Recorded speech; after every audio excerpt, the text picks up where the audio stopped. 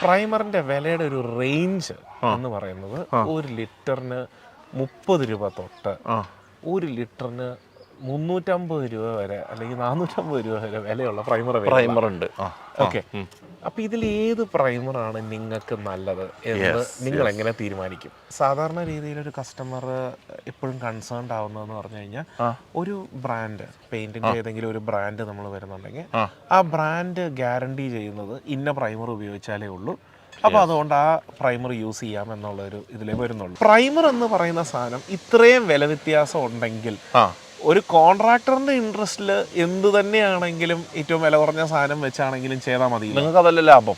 ഉറപ്പായിട്ടും നമുക്ക് അതല്ലേ ലാഭം. ഏത് പ്രൈമർ ഉപയോഗിക്കണം എന്നുള്ളതാണ്.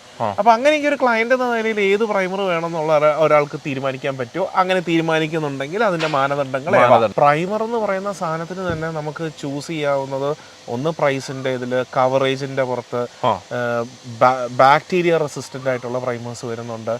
അതോടൊപ്പം തന്നെ ആൽക്കലൈ റെസിസ്റ്റന്റ് ആയിട്ടുള്ള ഒരു വളരെ വലിയൊരു ഏരിയ ആണ്. നിങ്ങളിപ്പോ ഇന്ത്യയിലെ ഒരു ലീഡിങ് പെയിന്റ് ബ്രാൻഡ് എടുത്താൽ അവരുടെ പ്രൈമർ തന്നെ 5 or 6 വെറൈറ്റീസ് ഉണ്ട്. ഇത് തന്നെ എല്ലാ ബ്രാൻഡുകൾക്കും ഉണ്ട്. ഓക്കെ, അപ്പൊ ഈ പ്രൈമർ നമ്മൾ സെലക്ട് ചെയ്യുന്നതനുസരിച്ച് ഇതിന്റെ വിലയിൽ ഇത്രയും വ്യത്യാസം വരാൻ സാധ്യതയുണ്ട് എന്നുള്ള ഒരു പോയിന്റ് ആണ് നമ്മൾ മനസ്സിലാക്കേണ്ടത്.